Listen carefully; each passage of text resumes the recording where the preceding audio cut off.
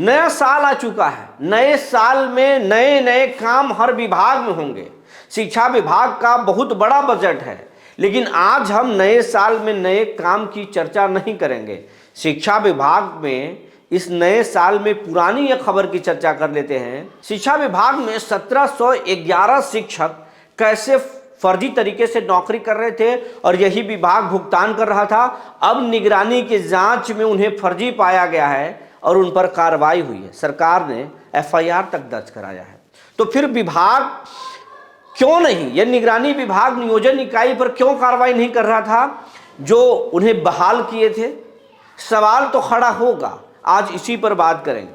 जी नमस्कार, मैं हूं विपुल कुमार और आप देख रहे हैं सूर्य विहार डिजिटल न्यूज़। अब हम बिहार के तमाम शिक्षक, तमाम अभिभावक, तमाम बिहार वासियों से आग्रह करना चाहेंगे, ये आपका चैनल है, आपके प्यार आशीर्वाद से ये चैनल दिन रात जो है आगे बढ़ रहा है। आपके दम पर ही, आपके भरोसे पर ही के बदौलत मिलियन का सफ़र तय करना है। अगर आप अभी तक इस चैनल को सब्सक्राइब नहीं किए हैं यूट्यूब पर तो कर लीजिए। अगर आप हमें फेसबुक पर देखते हैं तो पेज को फॉलो करना ना भूलें। अब खबर को विस्तार से बताने जा रहे हैं और सबसे पहले खबर में आगे बढ़ने से पहले एक खबर को दिखा रहे हैं जो बिहार का एक बड़ा डिजिटल पोर्टल है फर्स्ट बिहार, उसकी एक खबर को आप देख लीजिए।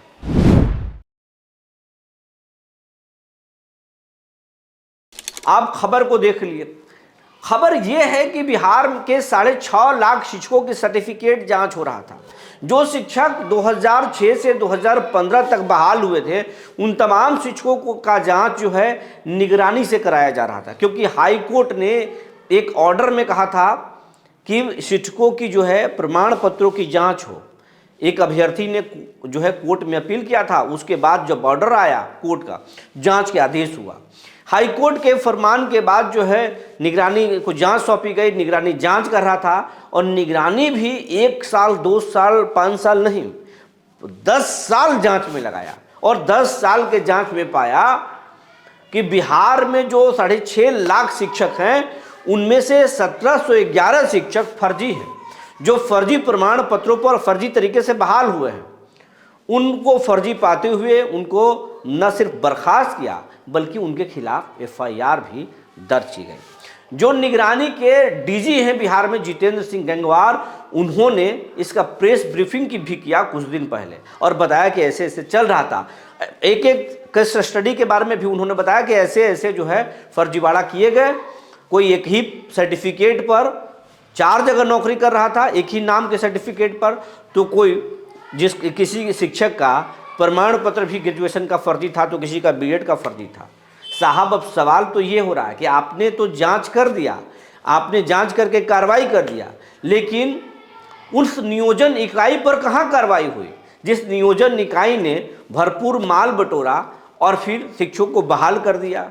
अब जब गांव के लोग, गांव में अगर किसी बस्ती में एक व्यक्ति फर्जी तरीके से बहाल होता है तो उसी गांव में 5 लोग बोलते हैं हमारा भी जुगाड़ सेट कर दो, हम भी बहाल हो जाते हैं। बिहार में ऐसे ही बेरोजगारी है।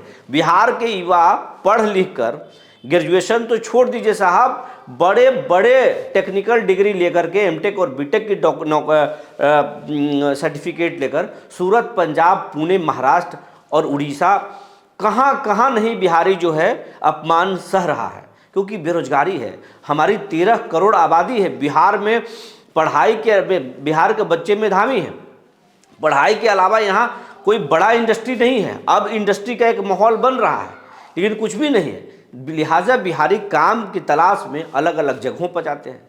अब ऐसे में बिहार में नौकरी मिल रहा था कुछ ले देकर, तो यहीं पर बहाल हो गए। और एक गांव में जब कुछ बहाल हुए तो फिर कुछ किसी फर्जी ने अपने रिश्तेदारों को भी बहाल करवा दिया, किसी ने साले को, तो किसी ने फुफेरा भाई को, किसी ने मौसेरा भाई को, इस तरीके से बहाल हो गया। और नियोजन इकाई में, चाहे वो पंचायत से जुड़े नियोजन इकाई के लोग थे, पंचायतों से भी मुखिया जी, सचिव खेल कर रहे, तो कहीं पर प्रमुख और बीडीओ मिलकर खेल कर रहे थे, कहीं नगर निकाय में खेल हो रहा था, अलग अलग नियोजन इकाई में खेल रहा था। उन नियोजन इकाई में पर सवाल तो बंद खड़ा होता है, बहाल करने वाला तो ज़्यादा दोषी है, तो वहाँ तो देख करना चाहिए था। दूसरी बात, इनका जब सर्टिफिकेट जब फर्जी पाया जा रहा था तो विभाग के लोगों को, विभाग ऐसा नहीं है, कार्रवाई अब हुई है।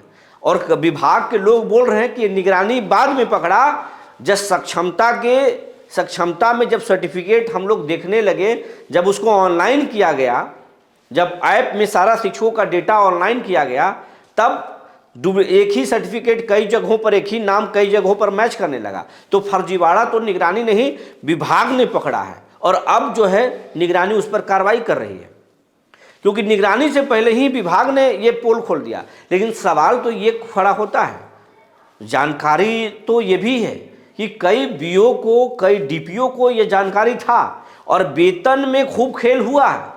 डीओ स्थापना को, कई डीओ स्थापना की अगर संपत्तियों की जांच की जाए तो जितने उन्हें वेतन में प्राप्त हुआ है पैसा, जितने उनके घर में की प्रॉपर्टी है, उससे कई गुना उनके प्रॉपर्टी मिलेंगे। ये चौंकाने वाली बात आपको बता रहे हैं।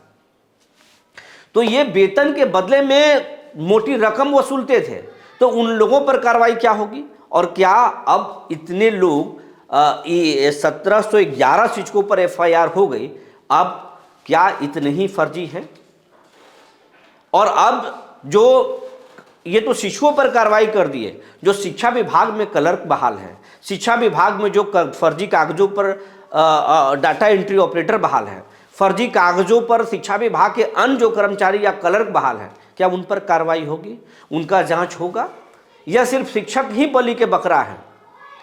शिक्षकों के लिए तो रोज नए नए एक से बढ़कर एक प्रयोग हो रहा है, एक से बढ़कर एक कार्रवाई हो रही है, लेकिन ये तो छोटे कर्मचारी हैं, बड़े लोगों पर हाथ कब सरकार डालेगी? ये सवाल तो खड़ा होता है। लेकिन काफ निगरानी का जो भी ये आदेश है वो काबिले तारीफ है। निगरानी ने शानदार काम किया है, इसके लिए जितना भी कहा जाए कम है। फर्जीवाड़ा का अंत होना ही चाहिए।